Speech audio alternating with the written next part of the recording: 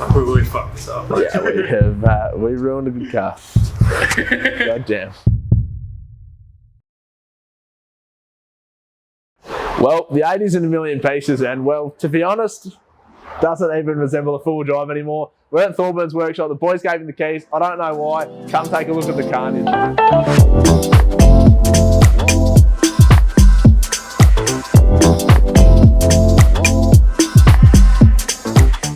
Well, Mario is chipping away at the wiring and he's not having a fantastic time, I'm going to be honest with you, but that's okay because I am. Now, this is the plethora of new 12-volt goodies and even 240-volt goodies that are going in the back of the 80 series, which is super exciting. Starting off, we've got a whole new plethora of light provided by Stedi, which is absolutely fantastic. For starters, down the bottom, these I don't know if they're, I'm excited. I'm a little bit nervous as to what the public's going to think. These are the red, green and blue rock lights. It's a little bit like it's a 2001 Sex Spec throwback, but I'm excited. It's going to be like a little disco under the car.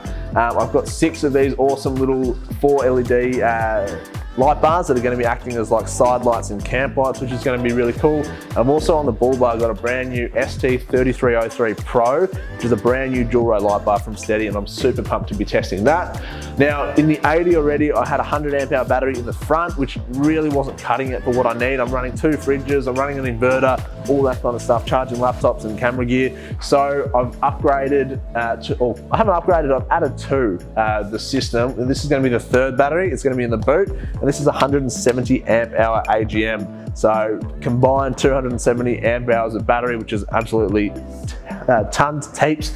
Now to keep that charged and keep the one in the front charged when we've pulled up for the night or for a weekend, we're running a 250 watt rigid solar panel, which is going to be fantastic. Obviously to run that, we're going to be running with a BC-DC 1225 Redarc charger that's going to allow us to run the 3rd battery, keep that charged, and also have solar input. Now we're running a 2000 watt pure sine wave inverter from Redarc as well. You've got to have your coffee machines, you've got to have your hair dryers. I know how some of you boys are out there, you know, you've got to have your essentials. And also a lot of goodies from iDrive. I've got their Bluetooth battery monitor, which is fantastic, goes to an app on your phone, and also their live track, which is fantastic as well, because keeping your old truck safe is often a challenge, so the live track's going to be really fantastic for that.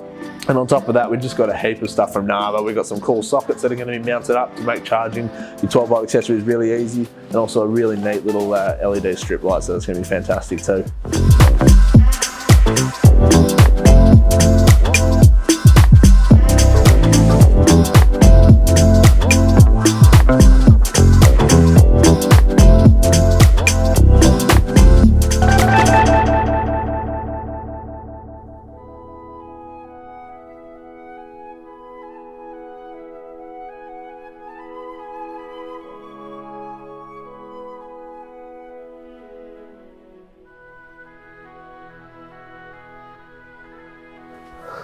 Well, what a night we had. It's bright and early, it's day 3, and we're functioning off very little sleep. I think we got maybe 4 hours.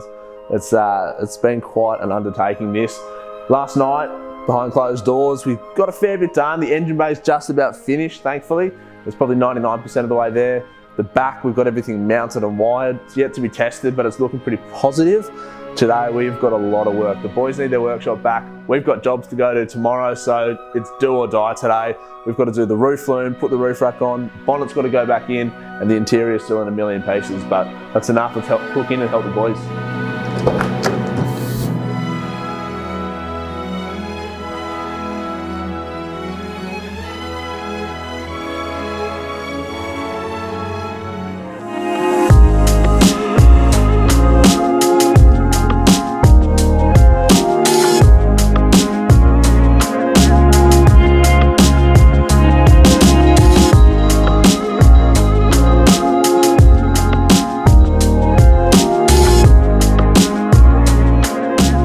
It's been a week, and that's a week of daily driving the 80 series, and we found a couple of little bits and pieces that needed that final button up and well, we're here a week later and it's all done and it's perfect. I'd like to say a massive thank you to Mario from Amp 4x4 and well, everybody that helped out in the build last weekend. We did something like 42 hours of labor and like 6.5 hours of sleep. It was absolute insanity, but the end result is something that everyone should be proud of, and I know for a damn fact that I'm super proud of. But without further ado, let's get stuck in and take a look at exactly what we did.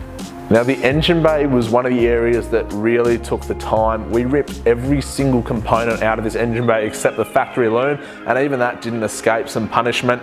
We've ripped everything out. We cut off plugs, we got rid of relays, we've relocated fuse boxes and made it insanely neat. I mean, look at the battery terminals, for instance. On the auxiliary battery under here, there's only one cable going off each, and on the main cranking battery, the Optima, there's bugger all going on there too. What we've achieved is a super neat, clean, and easy to diagnose engine bay with wiring that's safe and reliable. Well, in here it was pretty important. It's where I spend a ridiculous amount of time on trips, daily driving, just living out of this thing in general. As always, we've got the Dometic center console fridge, and that's probably one of my favorite mods of all time in this thing. It's amazing. But moving down, we've got obviously the locker switches here. We've got the rock lights off this switch here, and they go to the auxiliary battery. We've got a stack of power outlets, obviously head unit, UHF, that's all the normal stuff. Something you may not have known is that for a long time, I mean forever since I had this car, it had a spaghetti of wiring all around the footwells here and behind here. That's all gone, and in its place it just 5 really nice Stedi rocker switches now that control all the lights on the roof, ball bar, and all around the roof rack.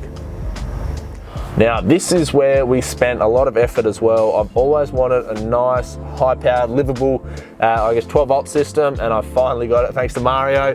Now, this is from the legends at Redarc. It's a 2,000-watt pure sine wave inverter. It's the best of the best. It's absolutely amazing. Now, 2,000 watt, I went specifically for, well, there's one main reason. Coffee machines are generally 16, 17, 1800 watts. So a 2,000 watt means espresso on the go is an absolute winner. To keep it all going, to keep it all charging, we've got a BCDC 1225 from Redarc as well. Mario's put some awesome fuses in here to keep it all neat, tidy and safe. Now you'll notice that we've got a plug going from the inverter and disappearing off. Now I'll show you that in the back in a second. It's just a nifty little thing that we did just to make it all nice and neat and easy. And then this is a 170 amp hour AGM battery as well. So it's linked in parallel with the one under the bonnet, giving me a total of 270 amp hours of battery, which is absolutely stonking and more than enough what I need. Now, before I mentioned that the inverter had that little sneaky plug coming out of it, now that is looped up and running to this, which is literally just a black 240 volt power socket that you find in a house or your apartment. Now that's really cool. When you get to camp, you can flick the switch on the inverter, and then for the rest of the night, you can plug your accessories in and out of here with these separate switches, which is really cool. We're running a projector dual battery voltage, which monitors the linked auxiliary batteries as well as the main battery, which is fantastic. So I know exactly what my power supply is like when I'm using the lights, the inverter, charging things. And then we've just gone with 2 Nava dual power outlets, USB and accessory on both. So we've got heaps of charging options in the back here.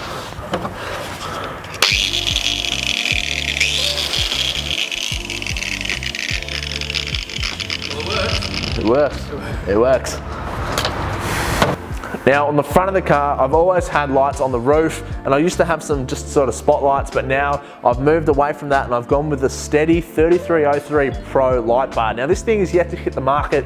Stedi sent me it just to test out and fit up. It's the 18-inch variant and I am super stoked. Now Stedi has also helped me out with some camp lights and reverse lights. Now up on the roof rack, I've got 6. Oh yeah, you heard me right. I've got 6 of their 3301 light bars.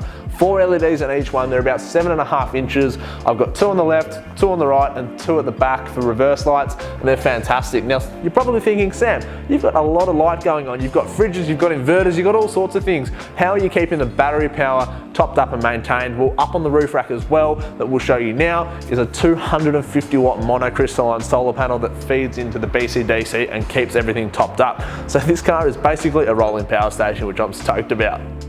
Now, one thing we haven't mentioned is one of my favorite things we've added to this car, and it's from the guys at iDrive, and it's called their live track. Now, I obviously couldn't show you where we've hidden it because that defeats the entire purpose, but what it is a GPS tracker that uses the Telstra network to an app on your phone that tells you exactly where your car is, and you can set all sorts of cool parameters on it, like geofences. It knows when the car's being moved. It's got G-Shock functionality and all sorts of cool stuff. And it goes all through to an awesome app on your phone that lets you track exactly where the vehicle is at all times. It just gives you that little bit of extra peace of mind.